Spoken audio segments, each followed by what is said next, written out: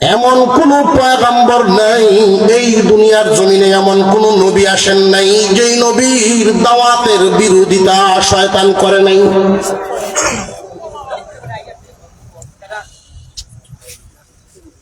এমন কোন নবী নাই যেই নবীর বিরোধিতা শয়তান করে নাই। আল্লাহ বলেন, লিকুল্লি নাবিয়্যিন আদুওয়ান শায়াতিনাল ইনসি ওয়াল জিন্নি ইউহি বা'দুহুম ইলা বা'দিন যুখরুফাল কওলি গুরুরা। আল্লাহ বলেন, লিকুল্লি নাবিয়্যিন, প্রত্যেক নবীর জন্য ছিল আদুওয়ান, শয়তান শত্রু। প্রত্যেক নবীর শিক্ষার সামনে শত্রু ছিল শায়াতিনাল ইনসি ওয়াল জিন্নি, মানুষদের থেকেও শয়তান ছিল, মানুষ শয়তানও ছিল, জিন শয়তানও ছিল। নবীগণের দাওয়াত গ্রহণ করার সামনে বাধা হয়ে দাঁড়াইতো শুধু শয়তান না, মানুষ শয়তানও। কেমনে মানুষকে আসমানি ইলম থেকে, ইলমে দ্বীন শিক্ষা থেকে মানুষকে ফিরায় রাখতো আল্লাহ সেটাও বলে দিলেন। বা'দুহুম ইলা বা'দিন যুখরুফাল কওলি গুরুরা, চটকদার কথা, আকর্ষণীয় কথার মাধ্যমে মানুষকে ইলমে ওহী শিক্ষা থেকে দূরে সরায়া দিত। এই চটকদার কথাটা কি? এক দুইটা কথা আপনাদের সামনে বলি। মানুষ শয়তানের জবান থেকে বের হয়, মেসা বইও মাঝে হাত করলে বাদ পাইতো না রে, লিল্লা খাইব, তুচ্ছ তাচ্ছিল্যের শব্দ, হেয় প্রতিপন্নের শব্দ। ওয়ালিল্লাহি মা ফিস সামাওয়াতি ওয়াল আরদ, আসমান এবং জমিনের মালিককে। সমস্ত কিছুর মালিক যদি আল্লাহ হন, তাহলে এই জমিনে বাদশাহী যে করে সেও লিল্লাহ খায়। লিল্লাহ মানে কি? আল্লাহর, যেটা মালিকের, আল্লাহর যেটা, লিল্লাহ হইল ওইটা। যদিও তারা অপমান করার জন্য কয় কিন্তু সঠিকটা ওই। যদিও হে প্রতিপন্ন করার জন্য কয়, মেসাবহল লিল্লাহ খায়, কয় কিন্তু হাসা কথাই, মেসাবহল লিল্লাহ খায়। আর যারা মেসাবহল না, তুচ্ছ তাচ্ছিল্য করে, হেয় প্রতিপন্নের শব্দ ব্যবহার করে, তারা সুদ খায়, লিল্লাহ খায় না। বুঝে আসছে? মুহতারাম হাজিরিন, চটকদার কথার মধ্যে এটা একটা। দুই নাম্বার চটকদার কথা হলো, মানুষ শয়তানের জবানে যেইগুলো শোনা যায়।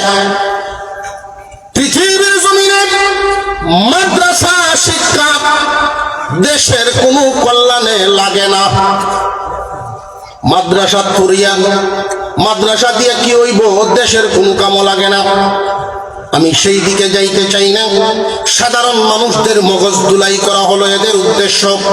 চটকদার কথার মধ্যে সবচাইতে মারাত্মক, মানুষকে ভয় তৈরি করে যেই কথা, সন্তানকে মাদ্রাসায় যদি পড়াও রে, জীবনে সরকারি চাকরি জুটতো না।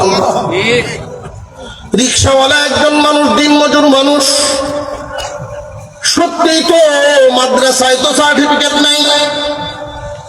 কষ্ট করে ছেলেটারে যদি স্কুল লাইনে পড়াইতে পারি, হয়তো কপালে থাকলে একটা চাকরি পাইব, সেই আশায় স্কুলে দিল ভর্তি করে। যাওয়ার সময় মেসাবের সাথে দেখা, কেউ মিয়া তোমার না কইলাম নুরানি ভর্তি করতাম না, স্কুলে নিলে পরে নিবাই নাই। না হুজুর, আমি দিলাই, আমার দাবি সারিয়ে দিলাম। মেসাবে বুঝাইছেন কি তারে মন্দ না ভালো? সরকারি চাকরির আশায় নিয়ে গেল স্কুলে, আখেরাতের আশা কি রাখছে না সব বাদ দিয়ে গেছে? দাবি সুদায় পেয়ে গেছে। যে আমার দাবি ছেড়ে দিন হুজুর, আপনি বুঝাইছিলেন ঠিক, কিন্তু না, আমার মনে কয় পুত্রে আমি স্কুলে পড়াইমু। আখেরাতের চিন্তা রাখছে না এটা বাদ দিয়েই গেছে? কয়েক মিনিটের জন্য আমরা একটা হিসাব মিলাই, জরিপ 100 ছেলে মেয়েকে প্রাইমারি ক্লাস 1-এ ভর্তি করে আসলাম, মাদ্রাসায় আনলাম না, তাদেরকে পড়াইলাম না। প্রত্যেক গার্জিয়ান পরামর্শ করলো মাদ্রাসা পড়াইলাম না, ভবিষ্যতে বড় হইয়া পড়লে পড়বো না হইলে নাই। দুনিয়াতে থাকতে গেলে টাকা পয়সার দরকার, শিক্ষা দীক্ষার দরকার, বিশ্বের সাথে তাল মিলাইয়া উন্নত আধুনিকতার দরকার। ড্রেস ডুস বানায়া পোশাক আশাক দিয়া দিল। ক্লাস 1 থেকে 100 ছেলে মেয়ে যে ভর্তি হইল, আপনারাই জবাব দিবেন মেট্রিক পরীক্ষায় 100 জনেই অংশগ্রহণ করবে নাকি মাঝখানে ঝরবে অনেক? ঝরবো তো, কি পরিমাণ ধরব? আনুমানিক একটা অর্ধেক তৈলাম। প্রত্যেকেই রওনা দিচ্ছেন কিন্তু সরকারি চাকরির আশায়। 50 জন মেট্রিক পাস করলো, মেট্রিক পাশের সরকারি কোন চাকরি দেশে আছে? আরো তো বাপে কিন্তু এখনো দেওয়া পাওয়ার সময় এখনো হয় নাই। আয়ে পর্যন্ত গেলে এই 50 থাকবে না, আরো কমবে। এইভাবে চাকরির উপযুক্ত করতে আমাদের দেশে পড়াশোনা শেষ করা পর্যন্ত 100-র মধ্যে সর্বোচ্চ 10 জন দিলাম, 10 জন। এই যে 10 জন সর্বোচ্চ শিক্ষায় শিক্ষিত হলেন, মা বাবা ঘাম জড়ানো পয়সা, পান খাইতে মন চায়, পানটা খায় না, একটা কলমের দাম হবে। এত কষ্ট করে সন্তানকে পড়াশোনা করাইল, 10 জন মাস্টার্স কমপ্লিট করলো। এখন তো সরকারে এই 10 জনের বাড়ির চাকরি লই আইব মনে হয়। ঠিক না? ঠিক। 1 থেকে শেষ পর্যন্ত পড়াইতে লাগছে যেই পরিমাণ, এখন চাকরি লইতে লাগে এই পরিমাণ।